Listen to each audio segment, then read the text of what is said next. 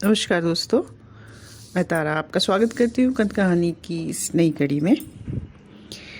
आज मैं आपको सुनाने जा रही हूँ अमरकांत जी की लिखी कहानी बहादुर। अमरकांत जी का जन्म उत्तर प्रदेश के बलिया जिले के पास भगमलपुर गांव में हुआ था। उन्होंने इलाहाबाद विश्वविद्यालय से बीए किया। इसके बाद उन्होंने साहित्यिक सर्जन का मार्ग चुना। बलिया में पढ़ते समय उनका संपर्क स्वतंत्रता आंदोलन के सेनानियों से हुआ। सन 1942 में वे स्वतंत्रता आंदोलन से जुड़ गए। शुरुआती दिनों में अमरकांत ने गज़लें और लोकगीत भी लिखे थे। उनके साहित्य जीवन का आरंभ एक पत्रकार के रूप में हुआ। उन्होंने कई पत्र पत्रिकाओं का संपादन किया। 17 फरवरी 2014 को उन्होंने इलाहाबाद में इस दुनिया से अलविदा ली। उनकी प्रसिद्ध कहानियां हैं जिंदगी और जोंक, देश के लोग, मौत का नगर, कुहासा, तूफान, एक धनी व्यक्ति का बयान, औरत का क्रोध आदि। उनके प्रसिद्ध उपन्यास हैं सूखा पत्ता, काले उजले दिन, कटीली राह के फूल, ग्राम सेविका आदि। अन्य कई अनगिनत पुरस्कारों के अलावा उन्हें साहित्य अकादमी पुरस्कार, भारतीय ज्ञानपीठ पुरस्कार से भी सुशोभित किया गया। उनकी कहानियां हिंदी पाठ्यक्रम में शामिल की गई हैं। तो शुरू करती हूँ अमरकांत जी की लिखी कहानी बहादुर।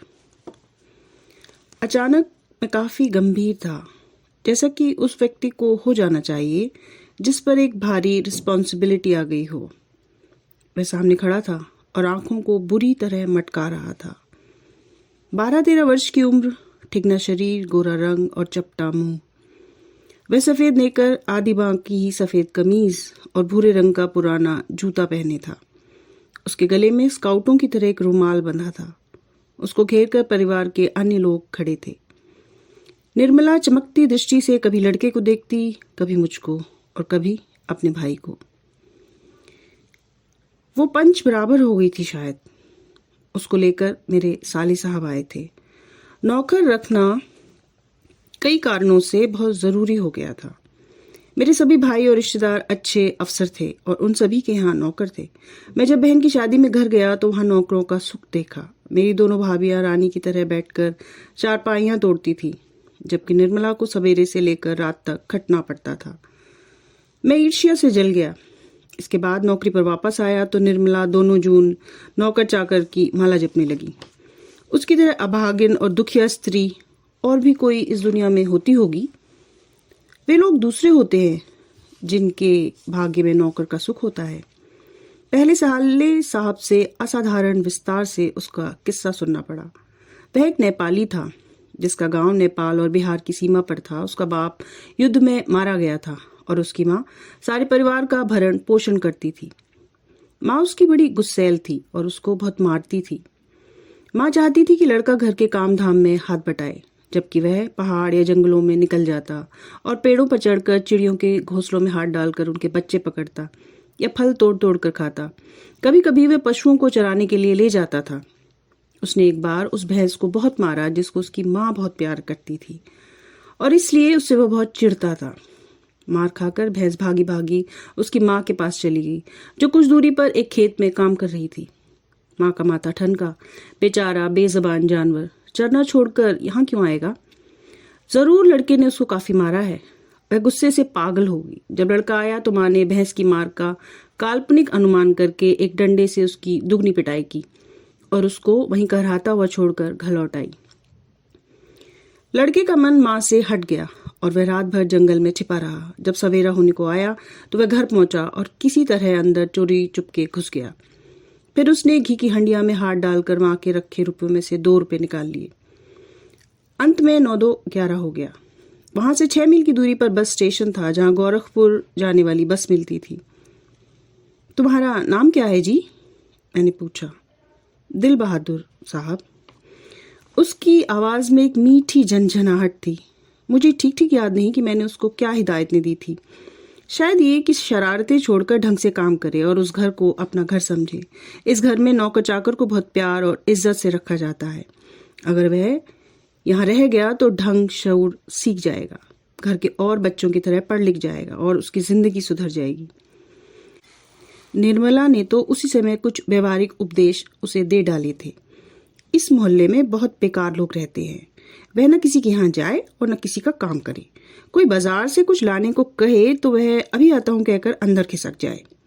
उसको घर के सभी लोगों से सम्मान और तमीज से बोलना चाहिए, और भी बहुत सी बातें। अंत में निर्मला ने बहुत ही चालाकी से लड़के के नाम में से दिल शब्द उड़ा दिया। बहादुर बहुत ही हंसमुख और मेहनती निकला।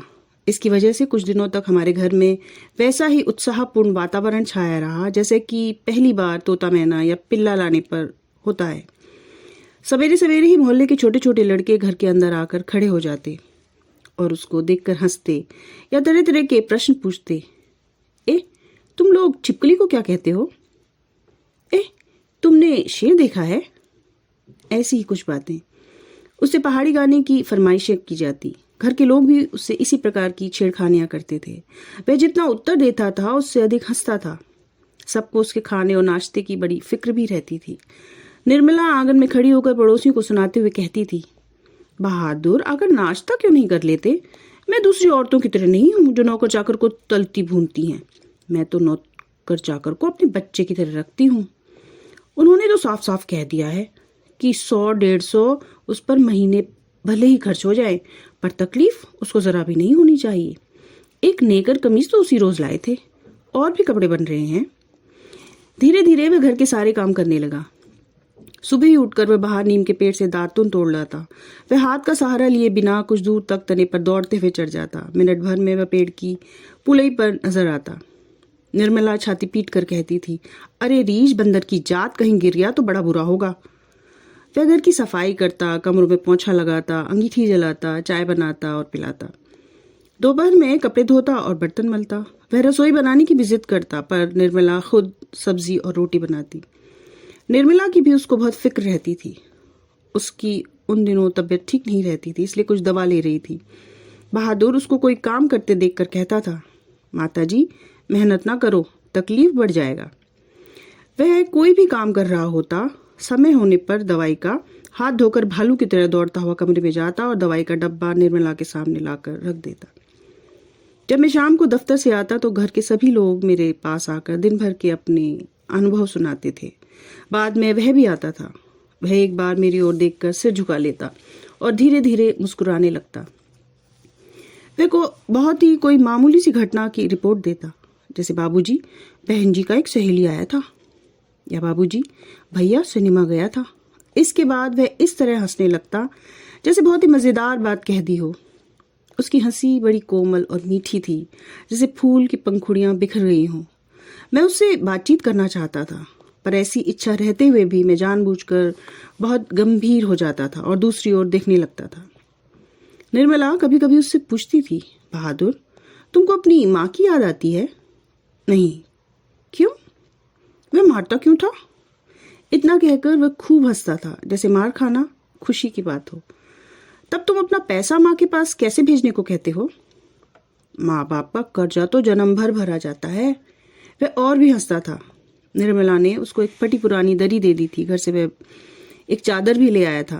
रात को काम धाम करने के बाद वह अंदर के बरामदे में एक टूटी हुई खाट पर अपना बिस्तर बिछाता था। वह बिस्तर पर बैठ जाता और अपनी जेब में से कपड़े की एक गोल सी नेपाली टोपी निकालकर पहन लेता, जो बाईं ओर कुछ झुकी हुई रहती थी।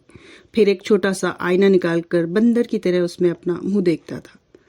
वह बहुत ही खुश नजर आता था। उसके बाद कुछ और भी चीजें उसकी जेब से निकलकर उसके बिस्तर पर सज जाती थी।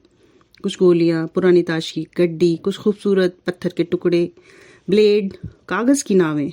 वह कुछ देर उनसे खेलता। उसके बाद वह धीरे धीरे गुनगुनाने लगता था।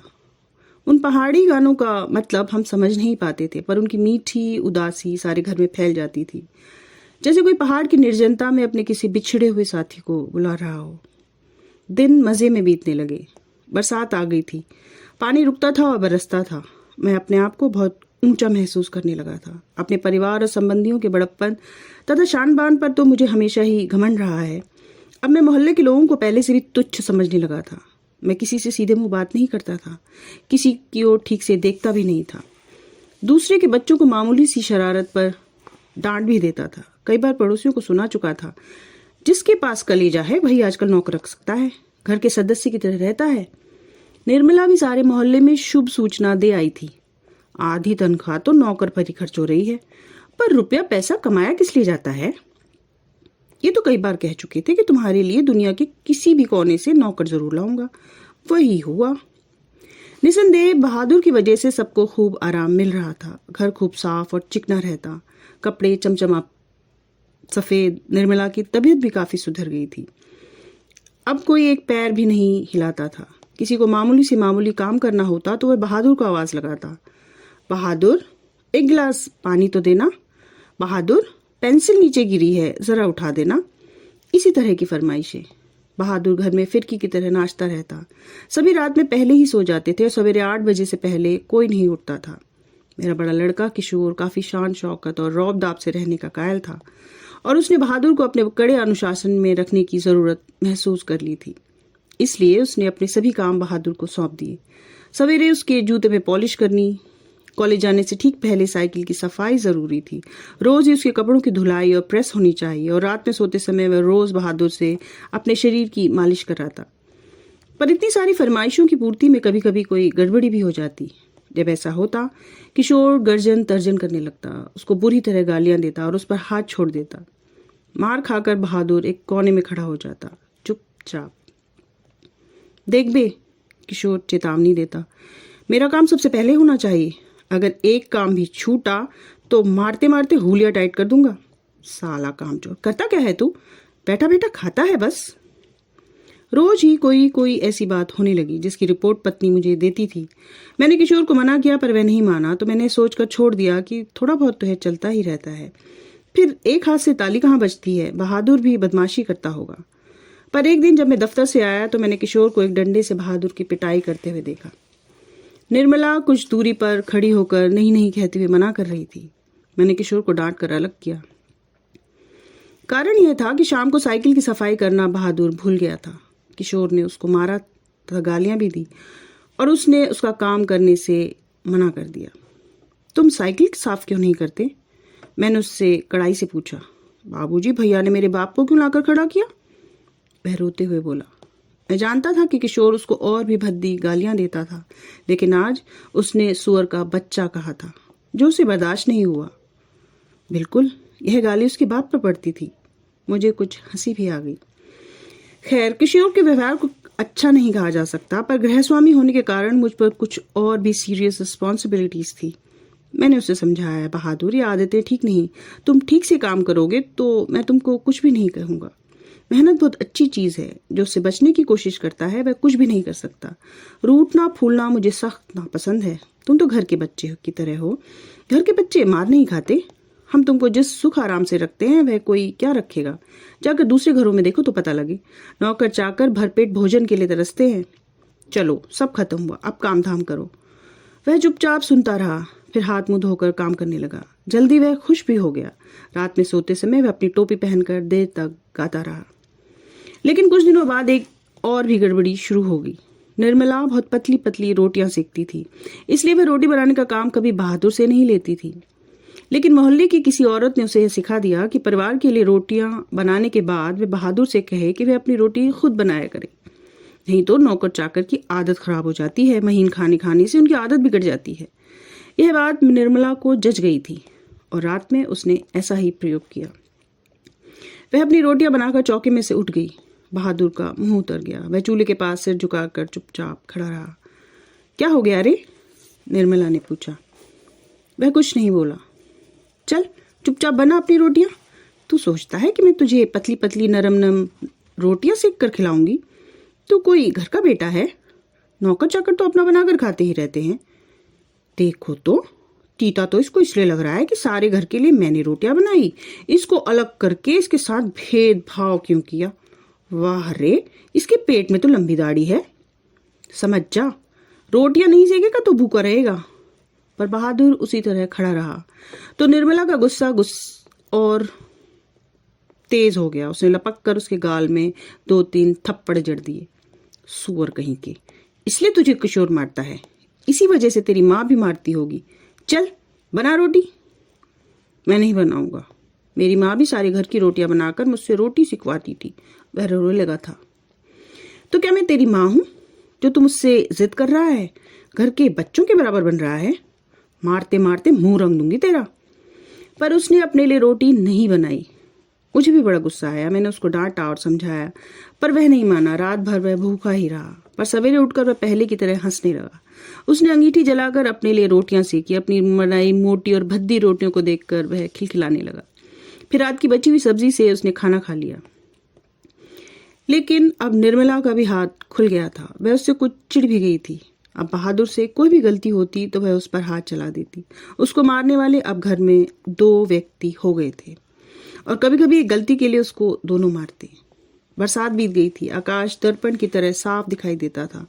मैंने बहादुर की माँ के पास चिट्ठी लिखी थी कि उसका लड़का मेरे पास मजे में है और मैं उसकी तनख्वाह के पैसे उसके पास भेज दिया करूंगा। लेकिन कई महीने के बाद भी उधर से कोई जवाब नहीं आया था। मैंने बहादुर से कह दिया था कि उसका पैसा यहाँ जमा रहेगा, जब वह घर जाएगा तो लेता जाएगा। पर अब बहादुर से भूल गलतियां अधिक होने लगी थी। शायद इसका कारण मारपीट और गाली गलौज हो। मैं कभी कभी इसको रोकना चाहता, फिर यह सोचकर चुप रह लगा जाता कि नौकर चाकर तो मारपीट खाते ही रहते हैं। एक दिन रविवार को मेरी पत्नी के रिश्तेदार आए। वह बीवी बच्चों के साथ थे। वह अपने किसी खास संबंधी के यहाँ आए थे, तो यहाँ भी भेंट मुलाकात करने के लिए चले आए थे।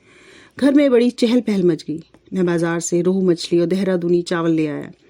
नाश्ता पानी के बाद बातों की जलेबी छनने लगी। पर इसी समय एक घटना हो गई। अचानक उस रिश्तेदार की पत्नी नीचे फर्श पर झुककर देखने लगी। फिर उन्होंने चारपाई के अंदर झांक कर देखा और अंत में कमरे के अंदर गई और फर्श पर पड़े हुए कागजों को उठाकर जांच पड़ताल करने लगी। क्या बात है? मैंने पूछा। रिश्तेदार की पत्नी जबरदस्ती मुस्कुराकर मजबूरी में सिर हिलाते हुए बोली, क्या बताएं, 11 रुपए साड़ी के खूंट से निकालकर यहीं चाय पर पे रखे थे, पर वह मिल नहीं रहे हैं। आपको ठीक याद है ना? हाँ, खूब अच्छी तरह याद है। ये रुपए मैंने खूंट में बांध कर रखे थे। रिक्शे वाले को देने के लिए खूंट खोला ही था। फिर वे रुपए चारपाई पे रख दिए थे कि 4 रुपए की मिठाई मंगा लूंगी और कुछ बच्चों के हाथ पर रख दूंगी। रास्ते में कोई ढंग की दुकान नहीं मिली थी, नहीं तो उधर से ही लाती। किसी के यहाँ खाली हाथ जाने में अच्छा भी नहीं लगता ना। बताइए, अब तो मैं कहीं की ना रही। फिर मेरी ओर झुककर धीमे स्वर में कहा था, जरा उससे पूछिए ना। वह इधर आया था, कुछ देर तक खड़ा भी रहा, फिर तेजी से बाहर चला गया था। अरे नहीं, वो ऐसा नहीं है, मैंने कहा। You do not know these people are expert in this art, रिश्तेदार ने कहा। मैंने बहादुर की ओर तिरछी दृष्टि से देखा। वह सिर झुकाकर आटा गूंथ रहा था। उसके चेहरे पर संतुष्टि और खुशी थी। उसने ऐसा काम तो कभी नहीं किया, बल्कि जब कभी उसने 2-4 आने इधर उधर पड़े देखे तो उठाकर निर्मला के हाथ में दे दिए थे। पर किसी के दिल की बात कोई कैसे जान सकता है? न मालूम अचानक मुझे क्या हो गया और मैं गुस्से में आ गया। बहादुर, मैंने कड़े स्वर में कहा। जी बाबूजी, इधर आओ। वह आकर खड़ा हो गया। तुमने यहाँ से रुपए उठाए थे? जी नहीं बाबूजी, उसने निडर होकर उत्तर दिया। ठीक बताओ, मैं बुरा नहीं मानूंगा। नहीं बाबूजी, मैं लेता तो बता देता। तुम यहाँ खड़े नहीं थे? रिश्तेदार की पत्नी ने कहा, फिर तेजी से बाहर चले गए थे। देखो भैया, सच सच बता दो, मिठाई खरीदने और बच्चों को देने के लिए रुपए रखे थे। मैं तो बुरी फंसी। अब वापस जाने के लिए रिक्शे के भी पैसे नहीं। मैं तो बाहर नमक लेने गया था। सच सच बता बहादुर, अगर नहीं बताएगा तो बहुत पीटूंगा और पुलिस के हवाले कर दूंगा। मैंने नहीं लिया बाबूजी। बहादुर का मुंह काला पड़ गया था। पता नहीं मुझे क्या हो गया। मैंने अचानक उछलकर उसके गाल पर एक तमाचा जड़ दिया। मैं समझता था कि ऐसा करने से वह बता देगा। तमाचा खाकर वह गिरते गिरते बचा। उसकी आंखों से आंसू गिरने लगे। मैंने नहीं लिया। उसी समय रिश्तेदार साहब ने एक अजीब हरकत की। अच्छा छोड़िए, इसको पुलिस के पास ले जाता हूँ। इतना कहकर उन्होंने बहादुर का हाथ पकड़ लिया और उसको दरवाजे की ओर घसीट कर ले गए। पर दरवाजे के पास उससे धीरे से बोले, देखो तुम मुझे बता दो, मैं कुछ नहीं करूंगा, बल्कि तुमको इनाम में 2 रुपए दे दूंगा। पर बहादुर ने इनकार कर दिया। इसके बाद रिश्तेदार साहब 2-3 बार उसको दरवाजे की ओर खींच कर ले गए, जैसे पुलिस को देने जा रहे हों। लेकिन आगे बढ़कर वह रुक जाते और उससे धीमे धीमे शब्दों से पूछताछ करने लगते। अंत में हारकर उन्होंने उसको छोड़ दिया और वापस आकर चरपाई पर बैठते हुए हंसकर बोली, जाने दीजिए, सब बड़े घाघ होते हैं। किसी झाड़ी वाड़ी में छिपाया होगा या जमीन में गाड़ दिया होगा। मैं तो इन सबको बहुत अच्छे से जानता हूँ। भालू बंदर से कम थोड़े होते हैं ये। चलिए, इतना नुकसान लिखा था। इसके बाद निर्मला ने भी उसको डराया धमकाया और 2-4 तमाचे जड़ दिए, पर वह नहीं करता रहा। इस घटना के बाद बहादुर काफी डांट मार खाने लगा। घर के सभी लोग उसको कुत्ते की तरह दुर्राया करते। किशोर तो जैसे उसकी जान के पीछे बढ़ गया था। वह उदास रहने लगा और काम में लापरवाही करने लगा। एक दिन मैं दफ्तर से देर से आया। निर्मला आंगन में चुपचाप सर पर हाथ रखकर बैठी थी। अन्य बच्चों का पता नहीं था, लेकिन बेटी अपनी माँ के पास खड़ी थी। अंगीठी अभी नहीं जली थी। आंगन गंदा पड़ा था, बर्तन जूठे रखे थे, सारा घर जैसे काट रहा था। क्या बात है? मैंने पूछा। बहादुर भाग गया। भाग गया? क्यों? पता नहीं, आज तो कुछ भी नहीं हुआ था। सवेरे से ही बड़ा खुश था। हमेशा माताजी किए रहा। दोपहर में खाना खाया, उसके बाद आंगन से सिलबट्टा लेकर बरामदे में रखने जा रहा था कि सिल हाथ से छूट कर गिर गई और 2 टुकड़े हो गई। शायद इसी डर से वह भाग गया कि लोग मारेंगे, पर मैं इसके लिए उसको थोड़े कुछ कहती। क्या बताऊं, मेरी किस्मत में आराम ही नहीं लिखा। कुछ ले गया, यही तो अफसोस है। कोई भी सामान नहीं ले गया। उसके कपड़े, उसका बिस्तर, उसके जूते सभी छोड़ गया है। पता नहीं उसने हमें क्या समझा। अगर वह कहता तो मैं उसे रोकती थोड़े, बल्कि उसको खूब अच्छी तरह पहना ओढ़ा कर भेजती। हाथ में उसकी तनख्वाह के रुपए रख देती, 2-4 रुपए और ज्यादा रख देती। पर वह तो कुछ ले ही नहीं गया। और वो 11 रुपए? अरे वे सब झूठ है। मैं तो पहले ही जानती थी कि वे लोग बच्चों को कुछ देना नहीं चाहते, इसलिए अपनी गलती और लाज छिपाने के लिए प्रपंच रच रहे हैं। उन लोगों को क्या मैं जानती नहीं? कभी कभी उनके पैसे रास्ते में गुम हो जाते हैं, कभी वे गलती से घर ही छोड़ आते हैं। मेरे कलेजे में तो जैसे कुछ दौड़ रहा है। किशोर को भी बड़ा अफसोस है। उसने सारा शहर छान मारा, पर बहादुर नहीं मिला। किशोर आकर कहने लगा, अम्मा, एक बार भी अगर बहादुर आ जाता तो मैं उसको पकड़ लेता और कभी नहीं जाने देता।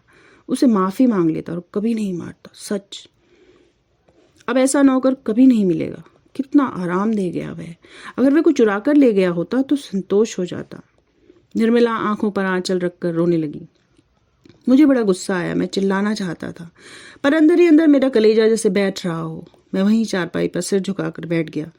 मुझे एक अजीब से छोटेपन का अनुभव हो रहा था। यदि मैं न मारता तो शायद बह न जाता। मैंने आंगन में नजर दौड़ाई और स्टूल पर उसका बिस्तर रखा था। अलगनी पर उसके कुछ कपड़े टंगे थे। स्टूल के नीचे वह भूरा जूता था जो मेरे साले साहब के लड़के का था। मैं उठकर अलगनी के पास गया और उसके नेकर की जेब में हाथ डालकर उसका सामान निकालने लगा। वही गोलियां, पुरानी ताश की गड्डी, खूबसूरत पत्थर, ब्लेड, कागज की नावें।